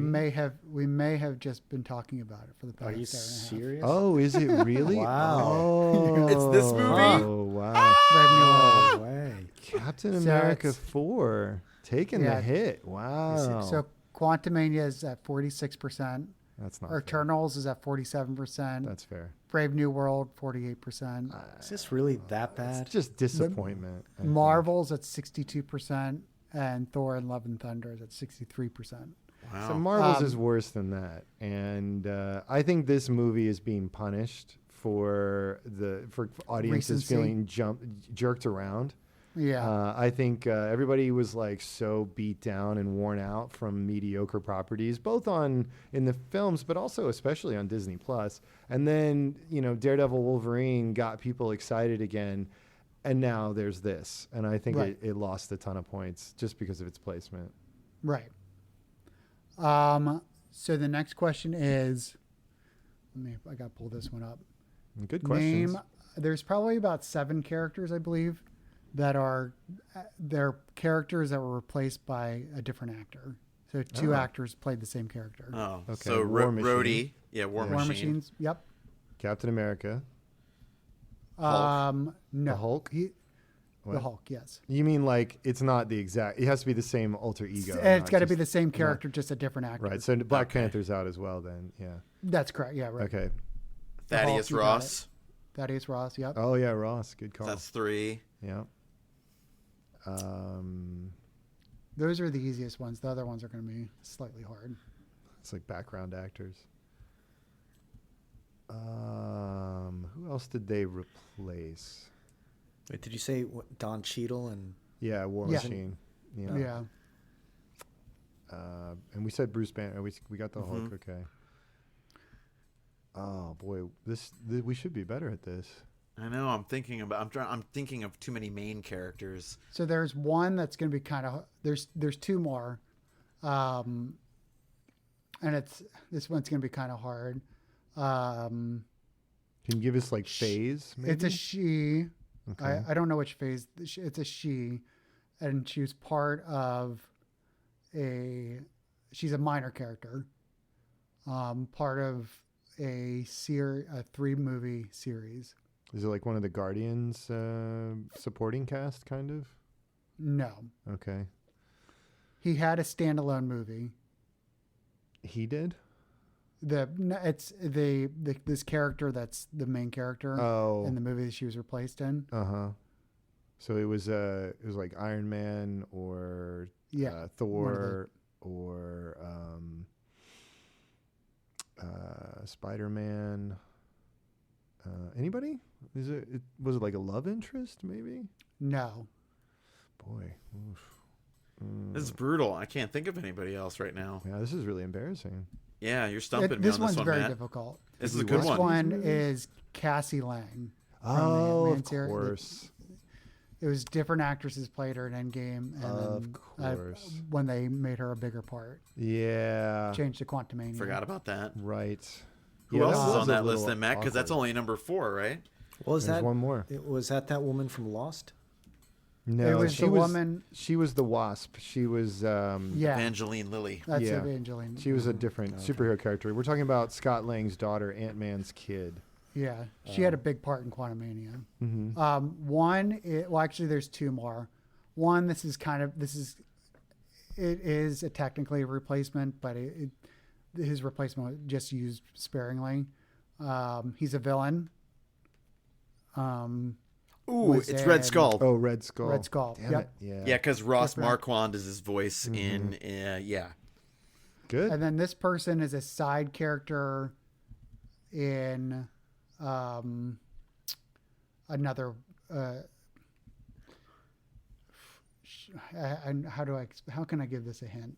It's a movie there's a 3 series Okay. Trilogy. trilogy, Mm-hmm. and it's a minor character in this trilogy. Okay. One of the actor who was placed was a main character in a DC franchise. Oh. Huh. He's kind of he's kind of a crazy nutball in real life. Is this Guardians now? Are we finally doing Guardians? Not Guardians, no. Not Guardians. Okay. Because they did share with DC some. I don't know. I'm stumped. Yeah, I'm stumped too. Fandral. Oh, Fandral, yeah. Yeah. the Thor movie. In Thor's friends, what are they called? The Royal Three or something? Yeah. Who Yeah. was the actor? Well, I don't know the actor who replaced him. His name's Dallas Roberts. He's apparently a TV actor, but the actor was replaced with Zachary Levi. Mm-hmm. Chuck. That guy. Mm-hmm. That's not Shazam, is it? It is Shazam. Mm-hmm. See, there you go. Yeah. Expert. Who was the original choice to play the Black Widow? Ooh, I don't know. This was Iron Man 2. Was when she first appeared. Angelina Jolie? Not I don't Angelina know. Jolie, right? No, No, I'm blanking. You're gonna have to help us. it was Emily Blunt. Oh yeah. Wow, no Yeah. way. Who was the Wild. original choice to play Dax the Destroyer? Whoa. Not Bautista? He also was a lead character in a DC franchise. Was it Jason Momoa? It was Jason Momoa. Huh. Huh.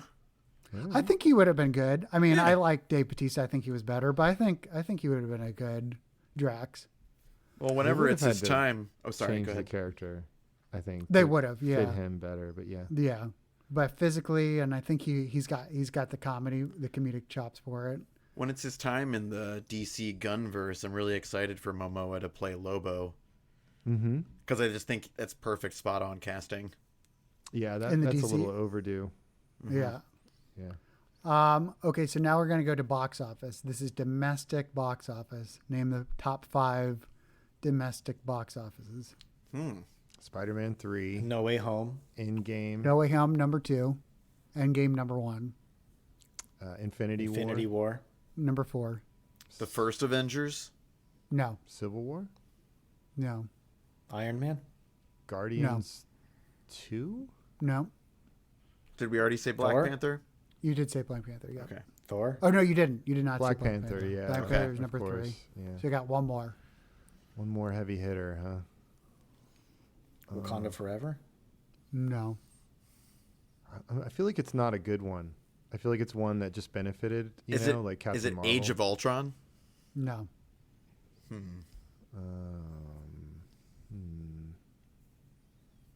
Spider-Man 1? No. Think more recent. Recent. Oh, Deadpool. Yep. Deadpool, Wolverine. Yep. Yeah, Nice. of course. Okay, that checks. Name the lowest 5 box office movies. Quantumania.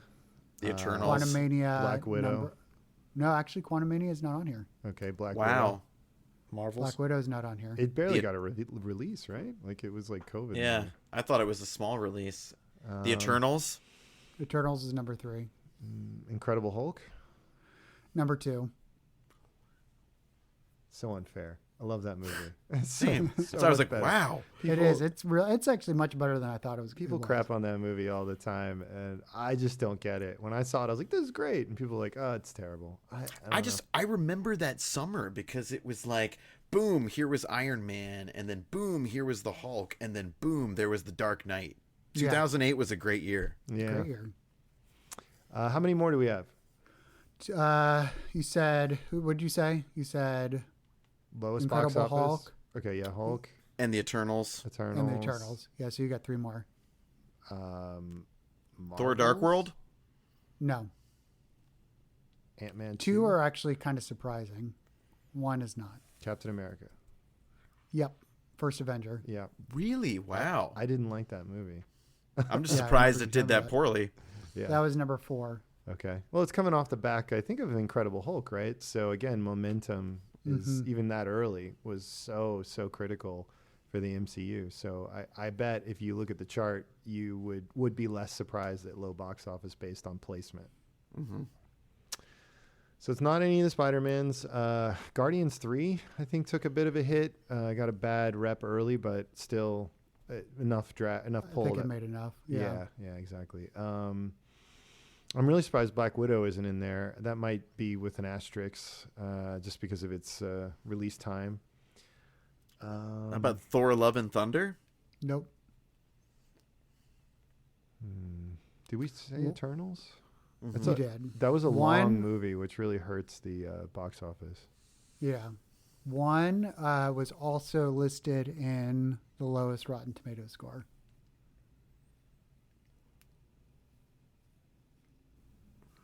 Did you say Quantumania already?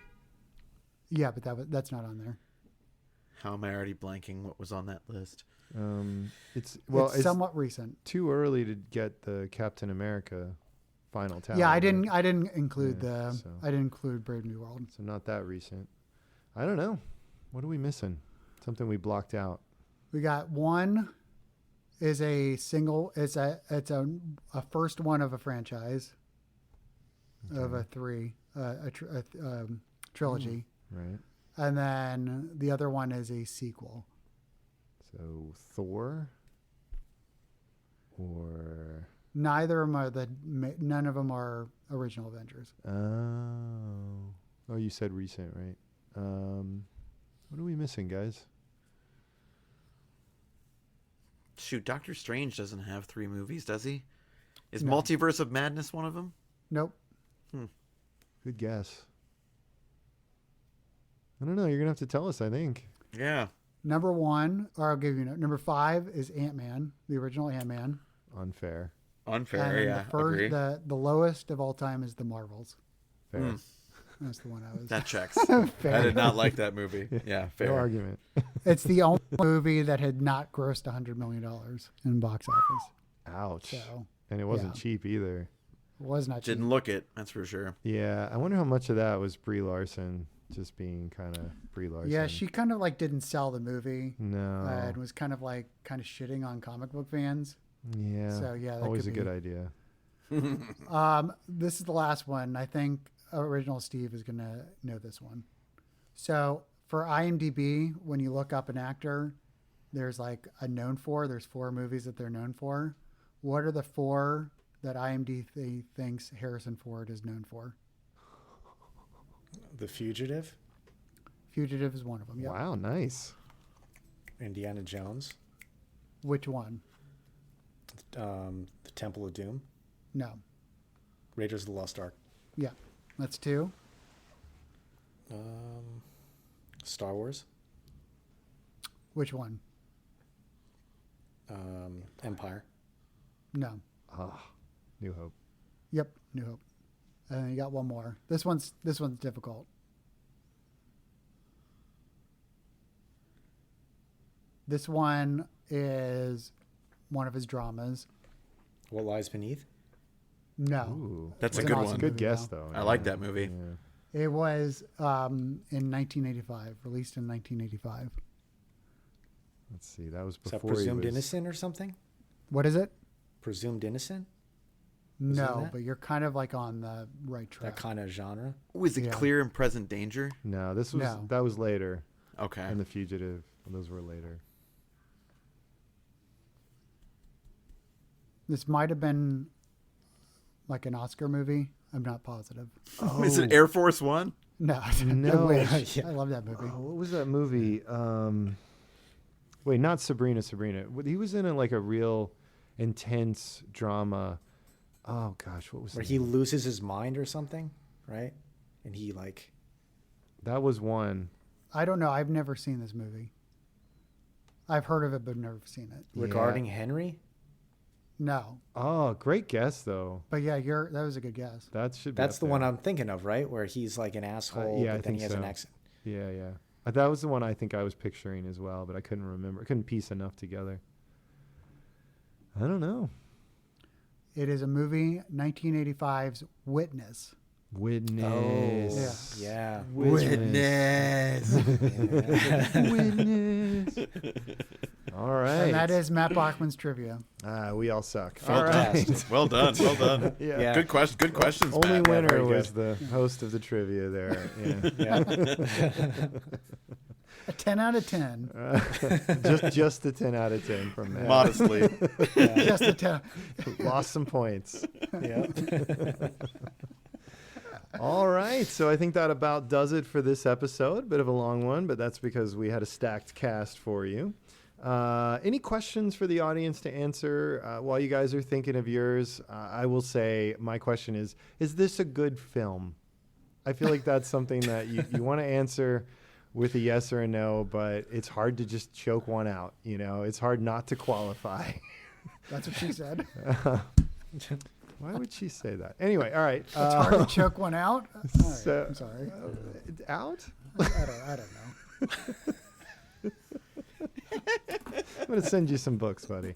All right. So It makes sense. It makes sense. anyone have another question for the audience other than explaining what Matt meant by that? Anyone got? Yeah. I think I've got one. So I feel right, like Colonel Mustard. my bar for MCU properties and movies anymore is kind of is this movie better than Thor: The Dark World? Oh, wow.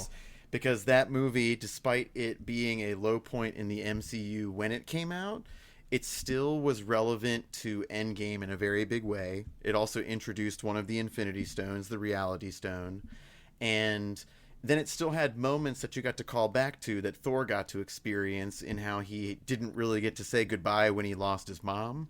There were just actual big moments that we got to lean back on that movie in a way that I don't think you get to take a bad movie and then actually make it really good later. And so I'm hoping that some of these properties right now that have not been so great maybe get that type of transformation or love. But I guess my Bechdel test anymore these days is just, is this movie better than Thor: The Dark World? Or do I even think a director watched that movie in order to make a movie like this? Nice. And you referenced the Bechdel test, which is something this podcast will never pass.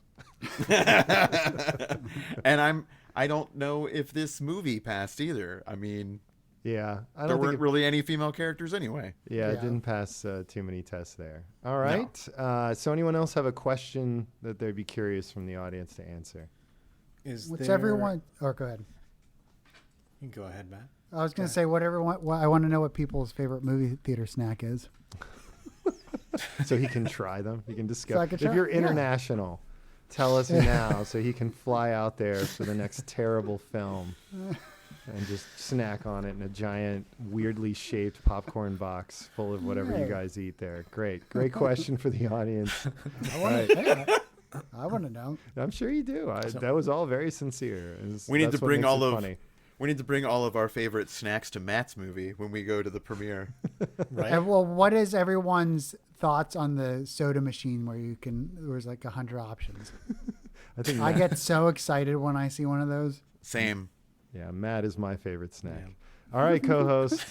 Hello. Any questions Hey. for the audience to answer?